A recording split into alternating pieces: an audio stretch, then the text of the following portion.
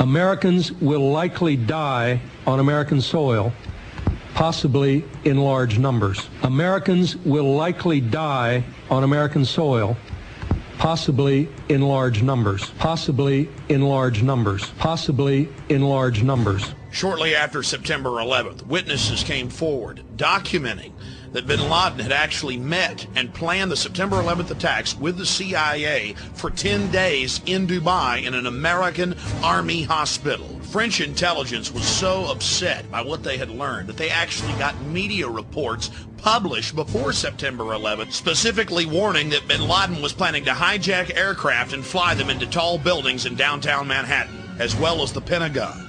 Of course, the Pentagon, the Defense Department, didn't need to be warned.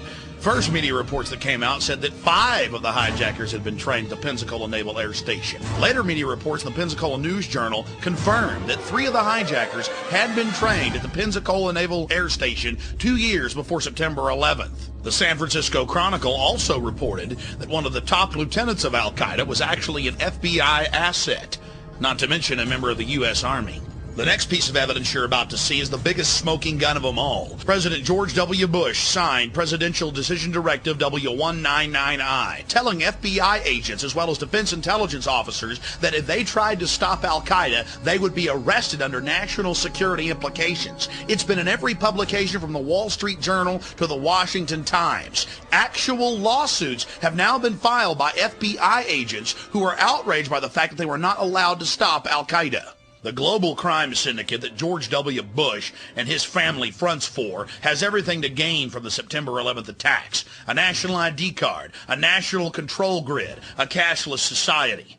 It's part of the public record. George Bush signed the documents threatening defense intelligence and FBI agents with arrest if they stopped Al-Qaeda.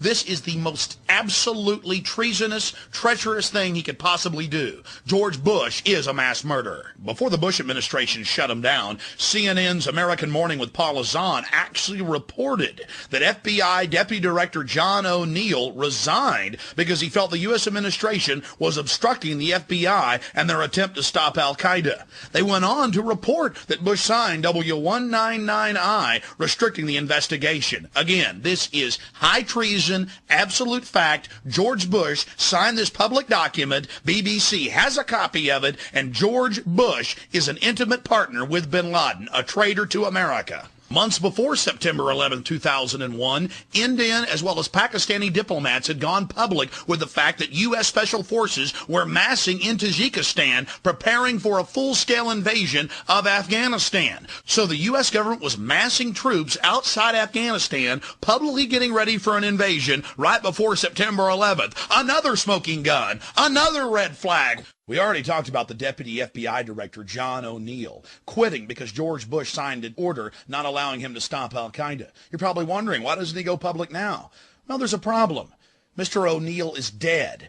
His new job was working as the head of security for the World Trade Center complex, and he died in the collapse of September 11th, his first day on the job.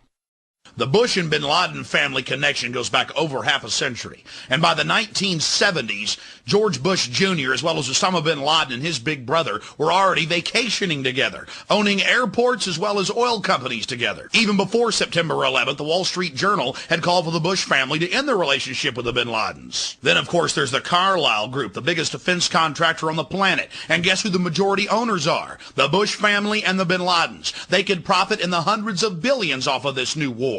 Now you begin to understand what's fueling these criminal activities. Money and power.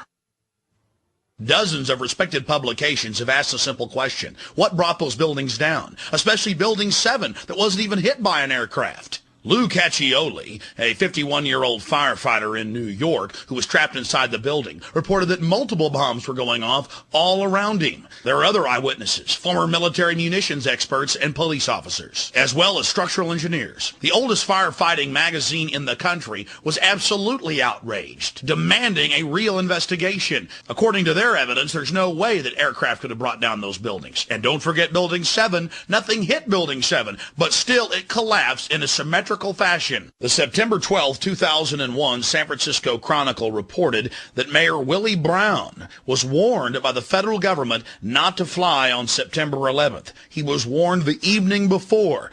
Now, of course, under pressure from the White House, Willie Brown refuses to say exactly what federal agency warned him, just that he was warned not to fly on September 11th. I wish the rest of the American people would have gotten that warning.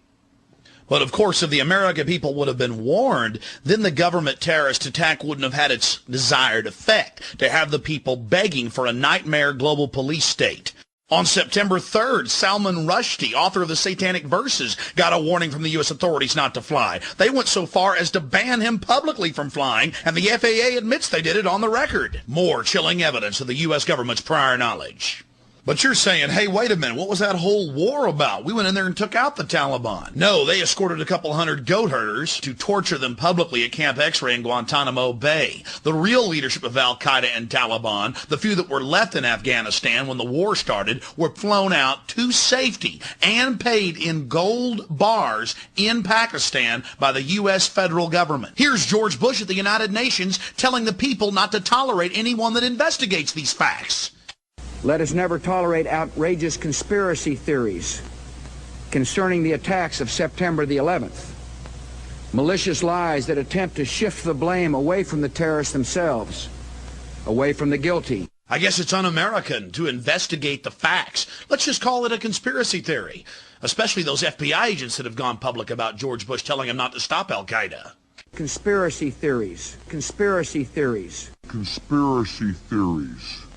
What you're about to hear is not a Freudian slip. It's a carefully crafted speech as Bush throws it in your face about dark cults of evil gaining power off of human suffering. The hijackers were instruments of evil who died in vain. Behind them is a cult of evil which seeks to harm the innocent and thrives on human suffering. Theirs is the worst kind of cruelty. The cruelty that is fed, not weakened, by tears. Theirs is the worst kind of violence. Pure malice while daring to claim the authority of God. We cannot fully understand the designs and power of evil. It is enough to know that evil, like goodness, exists. And in the terrorist, evil has found a willing servant. Evil has found a willing servant. Evil has found a willing servant.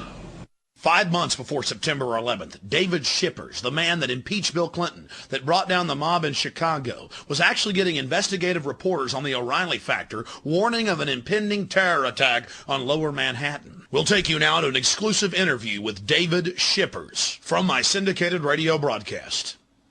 I began to get information concerning the Middle Eastern connection in Oklahoma City. And we've had Colonel Craig Roberts, who was a detective working the case, on this show many times, a month before the attack, predicting one was imminent, right here on this show. Yeah. And he has all that same information. They actually arrested some of these guys, and the Justice Department in 95 said release them. That's right. And the word's out right even today that they're not allowed to touch them. The Oklahoma City police are not allowed to touch these people. And again, from what I'm understanding, they're up to something again in Oklahoma City. I don't know what it is or what their target is, but these same people are at it again. Now, later you got it from FBI agents in Chicago and Minnesota that there was going to be an attack on Lower Manhattan. Everybody, yeah. I mean, it's everybody, and that's what started me calling. I started calling out there. First of all, I tried to see if I could get a congressman to go to bat for me and at least bring these people out there and listen to them. I sent them information, and nobody cared. It was always, we'll get back to you, we'll get back to you, we'll get back to you. Then I reached out and tried to get to the Attorney General when finally we got an Attorney General in there that I would be willing to talk to. And again, I used people who were personal friends of John Ashcroft to try and get him. One of them called me back and said, all right, I've talked to him. He will call you tomorrow morning. This was like a month before the bombing. The next morning I got a call. It wasn't from Ashcroft. It was from somebody in the Justice Department. One of his handlers. Yeah, and I started telling him the situation. He said, well, we don't start our investigations at the top. I said, I'd like to talk to the Attorney General because this is vital. And he said, we don't start our investigations at the top. let me look into this, and I'll get back to you. Well, as I sit here today, I've never heard from him. Now, again, David Shippers, I mean,